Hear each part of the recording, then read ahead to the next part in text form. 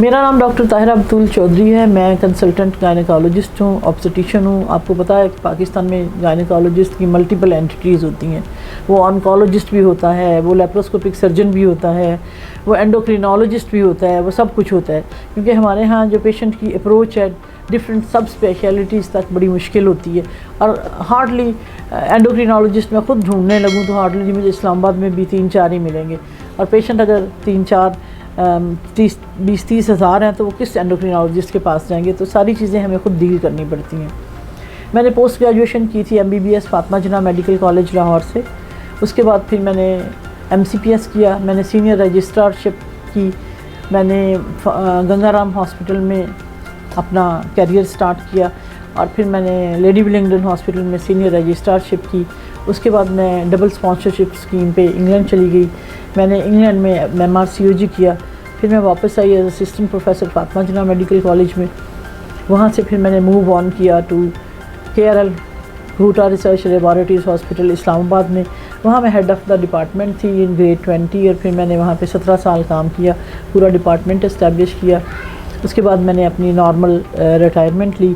Retirement के बाद मैंने मेडिकल एजुकेशन प्रोग्राम में डिप्लोमा किया और रिटायरमेंट के बाद ही मैंने मास्टर्स इन पब्लिक हेल्थ किया, जो कि मैं समझती हूँ कि मेरी ज़िंदगी की बहुत बड़ी अचीवमेंट है। और मैं प्राइवेट गायनेकोलॉजिस्ट हूँ और मैं इस वक्त ऑस्ट्रेलियन कॉन्सेप्ट फर्टिलिटी सेंटर में मेडिकल डायरेक्टर हूँ, जिसकी मैं बहुत प्राउड हूँ। क्योंकि ऑस्ट्रेलियन कॉन्सेप्ट फर्टिलिटी सेंटर जो है वो एक अपनी नोयत का एक बहुत आला अदारा है उसके लिए, फर्टिलिटी हेल्प के लिए या असिस्टेड कंसेप्शन के लिए। बाकी private general practice, general gynaecology और स्पेशल OB-GYN प्रैक्टिस मैं बीवेल हॉस्पिटल में और दूसरे 2-3 हॉस्पिटल हैं उनमें करती हूँ। आज मैं आपको थोड़ा पॉलीसिस्टिक ओवेरियन सिंड्रोम के बारे में बताना चाहती हूँ। सिंड्रोम होता है एक मजमुआ सिम्टम्स का। जैसे पॉलीसिस्टिक ओवेरियन डिज़ीज़ एक चीज़ होती है, एक polycystic ovarian syndrome. Polycystic ovarian disease का मतलब है कि आपकी ओवरीज़ में मल्टीपल एग्स बन रहे हैं, उनको हम सिस्ट भी बोल देते हैं। यूजुअली अल्ट्रासाउंड वाले उनको सिस्ट ही कहते हैं और पेशेंट जो होता है वो पैनिक कर जाता है। पॉलीसिस्टिक ओवेरियन सिंड्रोम में ये होता है कि आपके ओवरी में चेंजेस आती हैं कि मल्टीपल एग्स बनते हैं और ओवरी का साइज़ नॉर्मल से बड़ा हो जाता है। लेकिन उसके साथ साथ आपकी एक्नी, वेट गेन और चेहरे पे बाल आना, दाढ़ी आना और मोटापा जो है वो बंदे को एम्बैरसमेंट की हद तक होना शुरू हो जाता है। तो जब सिंड्रोम के साथ पेशेंट आपके पास आता है तो उसको ट्रीट करना बहुत डिफ़िकल्ट होता है कि उसमें मल्टीपल फैक्टर्स आ जाते हैं जिनको हमें ट्रीट करना पड़ता है। मोटापे का हार्मोन, बाल बढ़ाने वाला हार्मोन, ओवरीज़ को रेगुलेट करने की दवाइयाँ, एक्नी ख़त्म करने की दवाइयाँ और फिर चेहरे के से छाइयाँ या दाग ख़त्म करने की दवाइयाँ। तो सिंड्रोम जो होता है उसको ट्रीट करना यूजुअली काफ़ी मुश्किल होता है। वेट उतारने के लिए या तो सिंपल मेडिसिन ग्लूकोफेज या डाइट कंट्रोल या फिर और जो मार्केट में अवेलेबल हैं वेट कंट्रोल करने की मेडिसिन वो सारी हम देते हैं। तो इसका मतलब है सिंड्रोम जिस मरीज़ का हम डायग्नोस करते हैं उसको मल्टीपल मेडिकेशन पे रखना पड़ता है।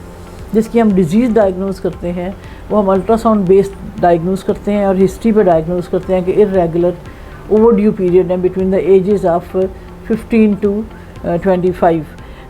15 ईयर्स मैंने इसलिए लिया है कि मेनार्की यूजुअली 12 एज से शुरू होती है, 15 तक पीरियड इरेगुलर रहते ही हैं। 15-14 के बाद आपके पीरियड रेगुलर नॉर्मल हो जाने चाहिए।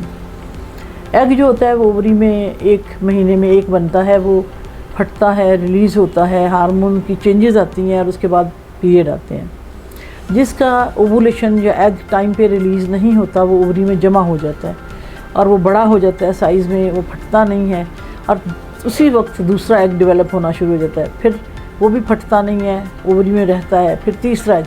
इस तरह कुछ अरसे के बाद वो मल्टीपल एग्स जो होते हैं बड़े होके ओवरी में पड़े रहते हैं। जब अल्ट्रासाउंड किया जाता है तो पता लगता है जी इसमें मल्टीपल एग्स हैं।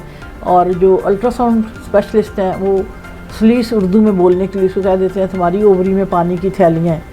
पेशेंट को इससे ज़्यादा वो कुछ बता नहीं सकते, तो पेशेंट पैनिक करके मुख्तलिफ़ कंसल्टेंट्स के चक्कर लगाता रहता है कि मेरी ओवरी में पानी की थैलियाँ बन गई हैं। तो बहुत बड़ा सीरियस इशू हो जाता है और इसमें फिर ससुराल वाले इन्वॉल्व हो जाते हैं, शादी के जो प्रोग्नोसिस है वो इन्वॉल्व हो जाती है।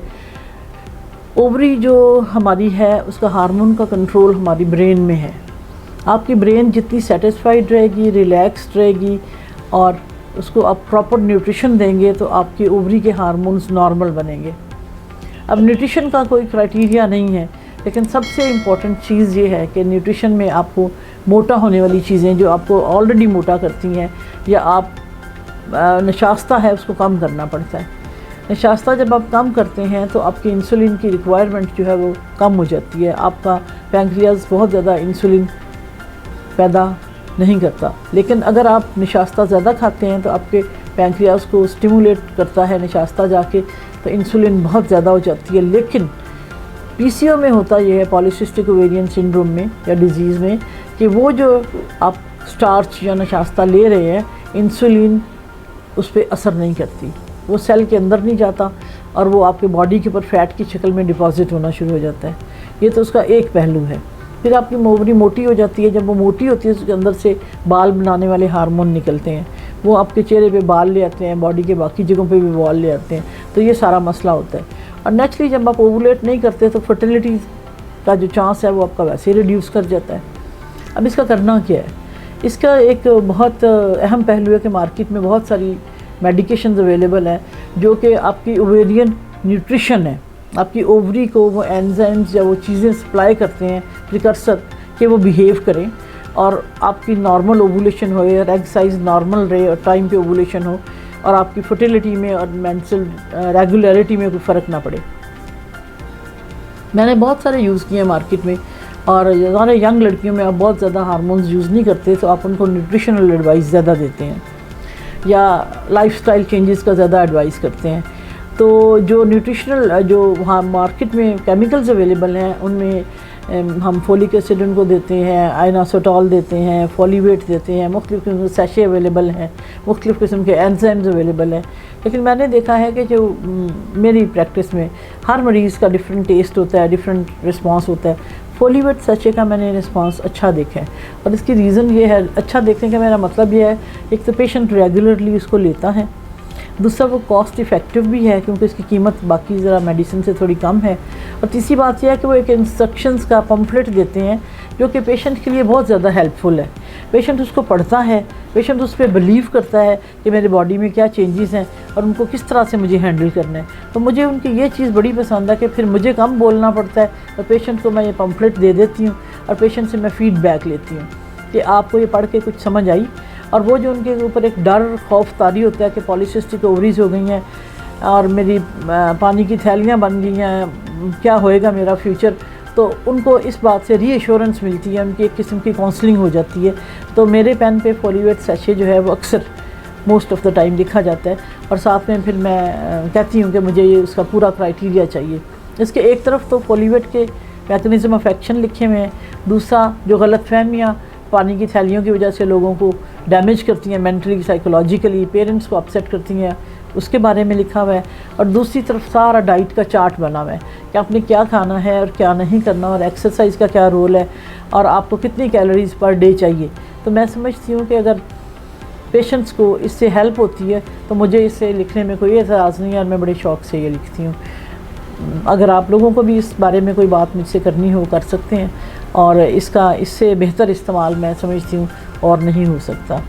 Thank you very much.